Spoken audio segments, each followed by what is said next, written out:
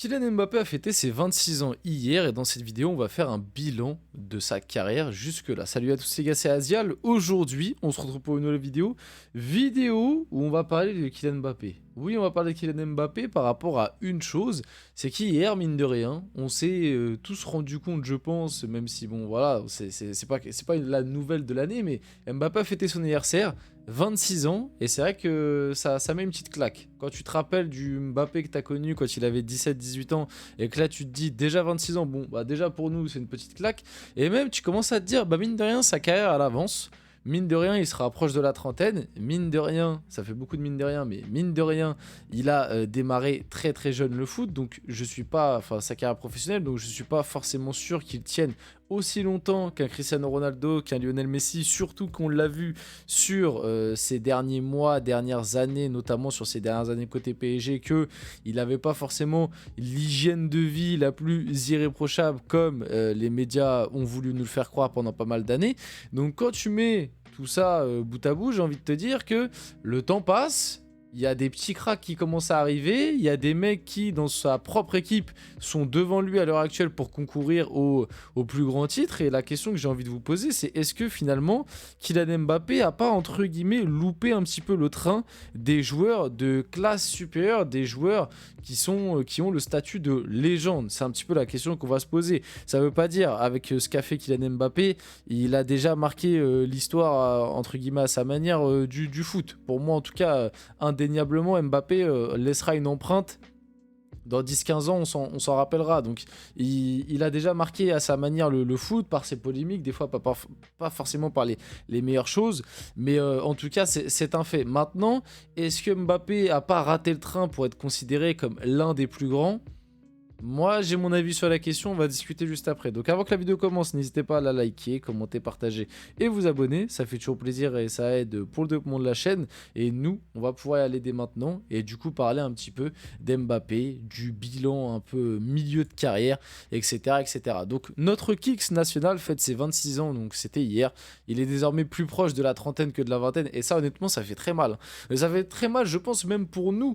Parce que voilà, on l'a vu grandir comme notre enfant, comme c'est écrit. Parce que moi, Mbappé, c'est vrai que quand il a démarré, j'étais jeune. Hein.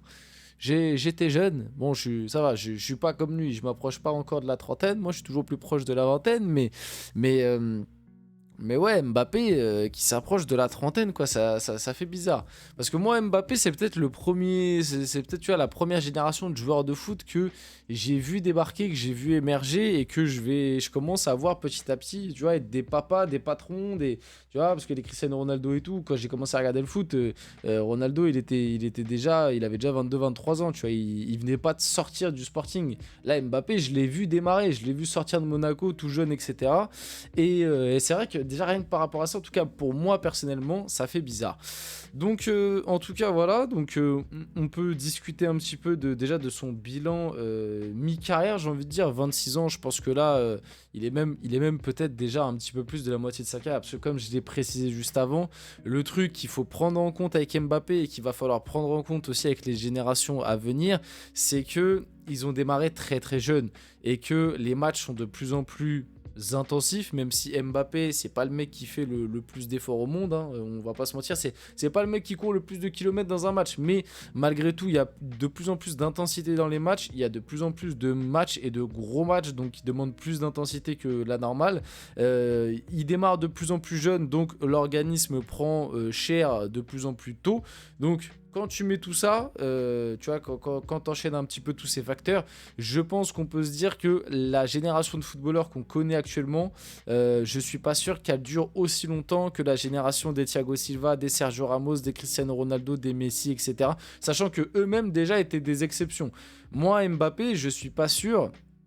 Je suis pas sûr qu'Mbappé continue à être compétitif comme l'a été un Benzema à 35-36 ans. Surtout qu'Mbappé, il a quand même un jeu et un style de jeu où ça se base énormément sur son physique. Et on l'a remarqué en ce début de saison du côté du Real, au-delà de tous les autres problèmes, quand il n'est pas bien physiquement, le gap de niveau se fait très rapidement ressentir. Donc finalement, Mbappé arrive sur ses 26 ans. Je pense qu'il lui reste encore quelques années de top niveau, hein. Normalement, on le rappelle, le prime d'un footballeur, c'est entre 27 et 30 ans. Parce que c'est normalement à ce moment-là où, bah, en termes de maturité, d'expérience, tu es censé être bien. Et en termes physiques, tu es encore à ton top. Voire même, c'est peut-être dans ces années-là où tu es le plus à ton top entre 26, 27, 28 ans, 29. Tu vois, t'as compris.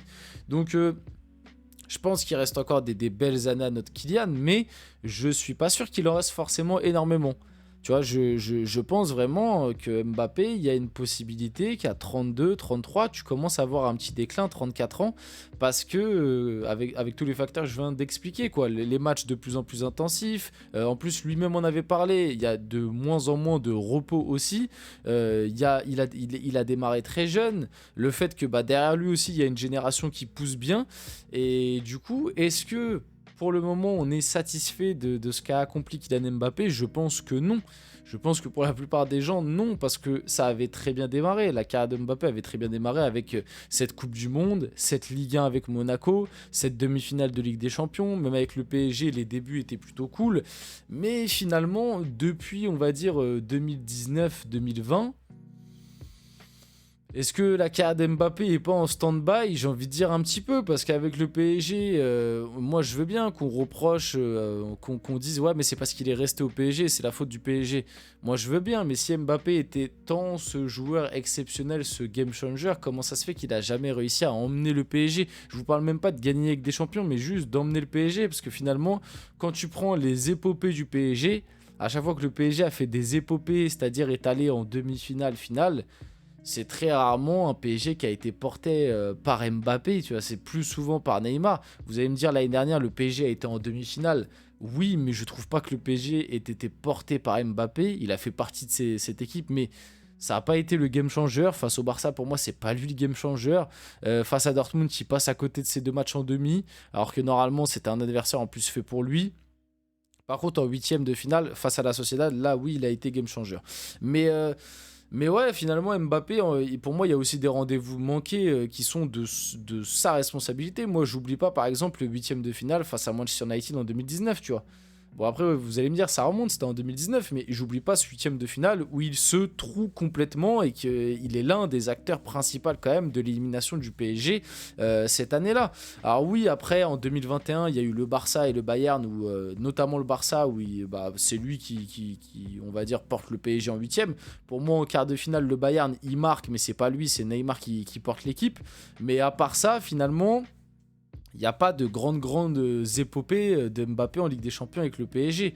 Donc on va attendre là maintenant qu'il est du côté de Madrid. Mais même pour le Ballon d'Or, tu vois, parce qu'on va pas se mentir, si tu veux marquer l'histoire du sport et rentrer un petit peu dans la légende, il te faut ce Ballon d'Or.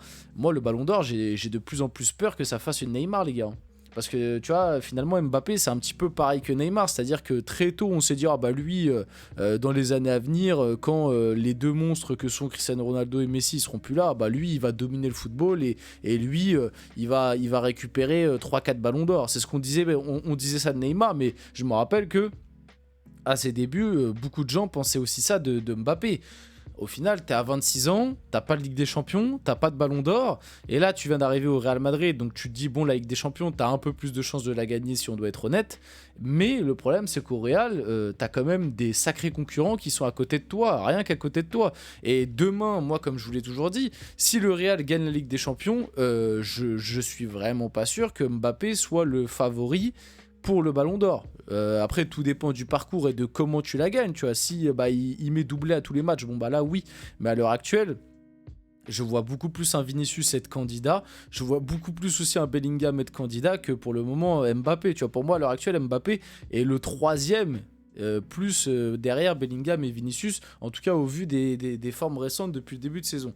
Donc on va suivre tout ça de près, mais les jours commencent à être comptés côté Mbappé, et attention à ce que finalement la carrière soit pas un flop, mais en tout cas une petite déception par rapport à ce qu'on annonçait de base, parce que comme j'ai dit, Mbappé on l'annonçait très très haut. Malgré tout, le palmarès est quand même présent et est quand même bien élevé. Et comme je vous l'ai dit, pour moi, même à l'heure actuelle, Mbappé, ça reste un joueur marquant parce qu'il a quand même pris la Coupe du Monde avec l'équipe de France, il a joué au PSG, il a joué au Real Madrid. Ça restera un joueur voilà, qui a marqué le foot, le joueur le plus médiatisé à l'heure actuelle. Et oui, je pense que dans 10, 15, 20 ans, on se rappellera d'Mbappé comme on se rappellera d'un Neymar, alors que pourtant, il n'y a pas de Ballon d'Or et pas de Ligue des Champions, en tout cas pour le moment. Mais voilà, le palmarès est quand même bien rempli. On lui souhaite d'autres trophées avec le Real Madrid, notamment avec des champions. Mais comme j'ai dit, ouais, les jours sont comptés. Il va falloir commencer à se dépêcher un petit peu si tu veux aller chercher ces trophées-là. On va finir la vidéo là-dessus. J'espère que cette vidéo vous a plu. Si c'est le cas, n'hésitez pas à la liker, commenter, partager, vous abonner. Les gars, c'était Azial. On se retrouve très rapidement pour une prochaine vidéo.